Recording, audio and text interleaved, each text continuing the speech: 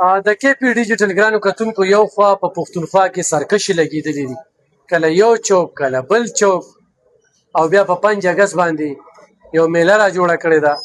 خو دغه د ټیمې ملازمین، هغه سپینګیري، هغه ځوانان، هغه پنشنیر، هغه تنخوادار چې شپه ورځې په ځان یوه کړي دي، پرون دلته کې یو سیلابي باران شوی و، په ګنټو ګنټو کې دوی مسله حل کړه.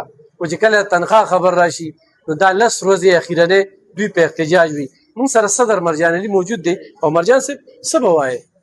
بسم الله الرحمن الرحیم. نو زه خو به دا ووایم چې دا کم هلې ځلې پرون ټیمې کړي نو هغه د عوامو نه پټه نه دي ویلیدل، او پاتې زمونږ د تنخوا او د پنشن مسله شوه.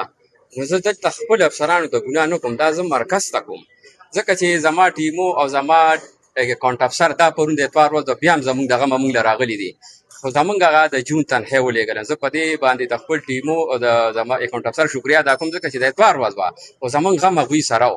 نو زمونږ د جون تنخواه شوه. باقي که موږ وایو چې یاره زمونږ د جولای تنخواه، نو دلته زمونږ دغه دونه انکم داسې دی چې دا ټولې 50-60 لک روپۍ، نو دا پنشن هم نه برابري. زمونږ تنخواه لازمي پاتې. نو زما حکومت ته دا خواست دی چې دوی خو موږ له 40-45 لک روپۍ د اکټرشۍ راکوي 3 میاشتې پس د پاسه کروړ راشي. نو دوی موږ له داسې کار کوي چې د 2 میاشتو د موږ له ګرانټ راکوي او دا یو میاشت په موږ خپلې پیسې برابرو، نو زموږ تنخواه ودرېږي نه. نو دوی موږ له 3 میاشتې پس چې ګرانټ راکوي، نو زموږ حساب موږ اوس کوو 9 کروړ 60 لک روپۍ زموږ د 3 میاشتو دی. په دې 9 کروړ 60 لک کې به تاسو په خپله ووینئ چې ټیمې ته څه راځي، یا به 3 کروړ یا به 4. نو خلک ووایي چې ټیمې ته فنډ لاړه، خو هغه دا فنډ خو نه دی ګڼ. لکه چې اوس ما ته پلار وایي چې یاره دا 100 روپۍ واله سودا راوړه او زه د سودا د 300 کېږي، نو زه به لازمي سودا کم راوړم.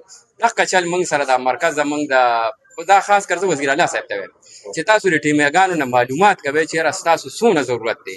لکه موږ د ضرورت ته 9 کروړ 60 لک دی، تاسو به ګوایه زه به درته وښیم چې 10 تاریخه پورې به یا 3 کروړ راځي یا 4 کروړ راځي. نو دې سره زما ټیمو څه وکړي، دې سره زموږ اکاونټ افسر څه وکړي. بیا چې کله احتجاج وي نو موږ غریبانان دوی بندامو ولن کې دا موږ ناجیزه کوو، خو بس موږ د سټاف ته څه کول په احتجاج دي تنخواګانو؟ یاره زما خیال دا 5م کال دی، دا 5 کاله زما یا ځکه چې زمونږ ناظم صاحب راغی نو چې دې کې تنخواه تاسو په احتجاجونه بس په احتجاجونو باندې دا زمونږ د جون تنخواه شوه.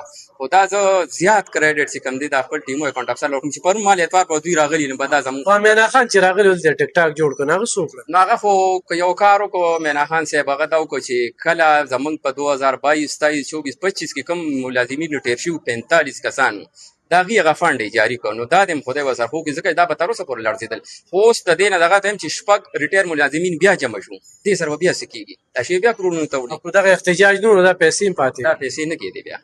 نو به زه دې ټایم کې د مینا خان صاحب دا شکریا ادا کوم چې راغی دغه وکړه، که دې نور راغلی نه وي کړی دا به کېدی چې نه نکاح ونه. اوس ورته څه وایې آینده د ټیمې څه حال دی؟ زما دا دغه دی چې دوی د موږ له زر تر زره ګرانټ راولېږي، خو زه یم چې موږ ته که دوی ګرانټ رالېږي 3 میاشتو دی یکموش رالېږي. یکموش دی چې زموږ 3 میاشتې پس هغه اکټرشۍ هم برابر شو، ګرانټ هم شي. نو دوی په خپله هلته معلومات کوي. دوی وایي چې یاره موږ ټیمې ته پیسې وړي هغه شو. اعلان کې زه راته دا وایم چې موجوده کوم افسران چې کوم دي نو دا کرپټ نه دي، که خلکو به خبرې کوي دا غلطه کوي. صحیح. ګرانو کتونکو ملازمین دي، دوی خو هغه شان خبرې نشي کولی، خو دې وخت کې زموږ د ټیمې ډېره بدخالي د وسایل ورسره نشته. کوم وسایل چې یو ټیمې سره پکار دي دا په 4 MC کې کار کوي. د 15 کالو نه چې دوی احتجاج وکړي نو صوبایي حکومت راویښ شي تنخواه ورکړي، او احتجاج نه وي نو به بیا وایي د ودري بس پرېږده چې موږ یې خورو. نو دغه سرکشه یې لګولي دي او په دغه سرکشو باندې دغه پیسې لګي.